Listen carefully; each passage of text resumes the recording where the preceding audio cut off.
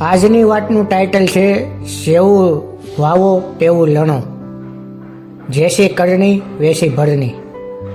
આ બધી કહેવતો છે. જેવું તમે કરશો એવું તમારે ભોગવવું પડશે. આપણે બીજાને જે આપીએ છીએ એ જ પાછું મળે છે. એ સ્માઇલ હોય, સન્માન હોય, સુખ હોય, સેવા હોય, મદદ હોય, દુઃખ હોય, કંઈ પણ હોય, જે દેશો તે ફરીને તમારી પાસે જ આવશે. આ એક સીધી સાદી વાત છે, બધાને સમજાય એવી વાત છે. પણ માણસને ખાવી છે કેરી અને વાવવા છે બાવરિયા, તો કેરી કઈ રીતે મળે? 1892માં સ્ટેનફર્ડ યુનિવર્સિટીમાં અભ્યાસ કરતા એક 18 વર્ષના છોકરાની વાત કરવી છે. તેમની પાસે સ્કૂલની ફી ભરવાના પણ રૂપિયા ન હતા. તે બહુ ગરીબ હતો અને અનાથ પણ હતો. સ્કૂલની ફી કઈ રીતે ભરવી તે તેમને સમજાતું ન હતું. તેમણે તેના મિત્ર સાથે મળીને એક પ્રોગ્રામ કરવાનો પ્લાન કર્યો. કોલેજના જ કેમ્પસમાં એક મ્યુઝિકલ પ્રોગ્રામ કરવાનો પ્લાન કર્યો અને તેમની ટિકિટના વેચાણમાંથી જે રૂપિયા આવશે તેમાંથી તે ફી ભરી દેશે તેવું તેમણે વિચાર્યું.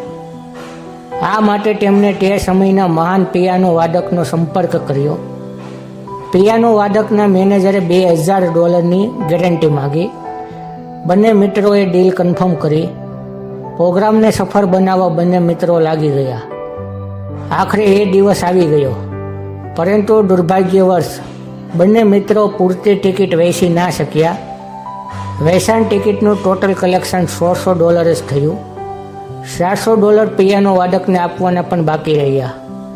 બંને નિરાશ થઈને પિયાનો વાદક પાસે આવ્યા અને કહ્યું કે આવો અમારે પ્રોબ્લેમ થયો છે.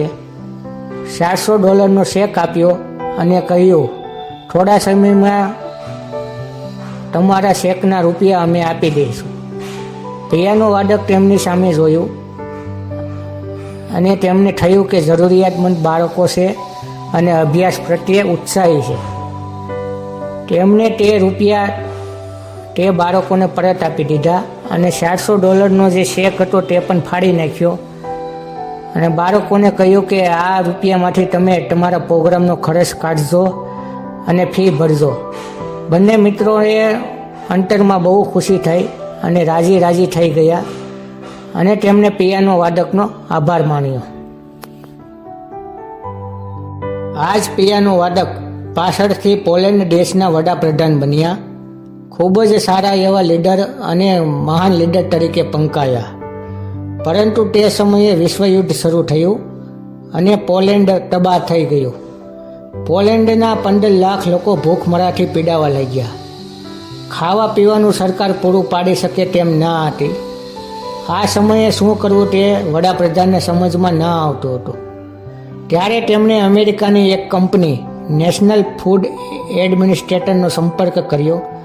તે કંપનીના માલિકે વડાપ્રધાનની વાત સાંભળી અને લાખો ટન અનાજ અમેરિકાથી શિપ દ્વારા પોલેન્ડ મોકલ્યું.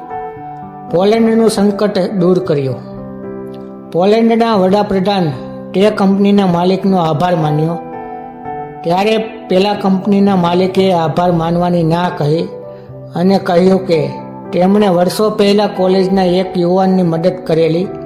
યાદ છે? હા, યાદ છે. તેમની પાસે ફી ભરવાના રૂપિયા ના હતા. તેમણે પ્રોગ્રામનું આયોજન કરેલું પણ ટિકિટના વેચાણનું ટોટલ કલેક્શન પર પૂરતું ના થયેલું, તેથી મેં તેમની મદદ કરેલી.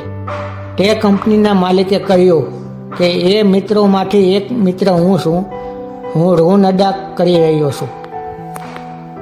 બીજાનું સારું કરવાની વૃત્તિ હોય તો ભગવાનને પણ મુશ્કેલીમાં આપણી મદદ કરવા આવવું પડે છે. બીજાનું સારું કરવાની આપણી જો ભાવના હોય અને બીજાનું ભલું કરવાની ભાવના હોય તો ભગવાનને પણ જ્યારે મુશ્કેલી આવે ત્યારે આપણને મદદ કરવા આવવું પડે છે. આપણી ભાવના એને ખેંચી લાવે છે. જે વ્યક્તિ બીજાના ચહેરા ઉપર હસી અને ખુશી લાવવાની ક્ષમતા રાખે છે તેના ચહેરા ઉપર ભગવાન ક્યારેય હસી અને ખુશી ઓછી થવા દેતા નથી. જેટલું આપીએ છીએ તેટલું પાછું મળે છે. આપણાથી શક્ય હોય તેટલી મદદ કરવી જોઈએ. ભગવાન ક્યારેય કોઈને ભૂલતો નથી. કર્મ એક એવી રેસ્ટોરન્ટ છે જ્યાં ઓર્ડર દેવાની જરૂર નથી.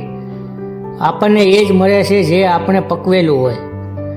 તો આપણે નક્કી કરવાનું છે આપણે વાવશું શું અને લણીશું શું. જય સ્વામિનારાયણ. આ ચેનલનો મુખ્ય ઉદ્દેશ્ય ધર્મનો પ્રસાર કરવાનો છે તથા ભગવાન સ્વામિનારાયણની અલૌકિક લીલા અને સારા વિચારો લોકો સુધી પહોંચાડવાનો છે, જે જીવનમાં શાંતિ અને સુખ તરફ દોરી જાય છે.